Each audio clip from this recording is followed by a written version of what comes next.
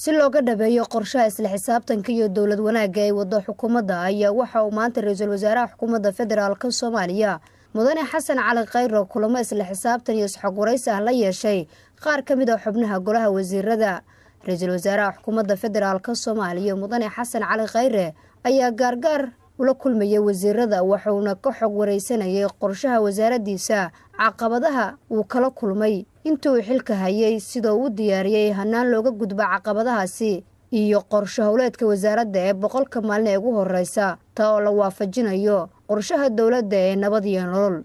wasiirada uu maanta la kulmay ra'iisul wasaaraha xukuumadda federaalka Soomaaliya mudane Xasan Cali Khayre oo lagu bilaabay qorshahan ayaa dhamaantood soo gudbiyay qorshe aad u wanaagsan oo dalkan horumarkiisa lafdhabar u noqon doona. waxaana ra'iisul wasaare Khayre kula dardaarmay inay ka fogaadaan wax kasta oo keeni kara maamul xumo iyo musuqmaasuq.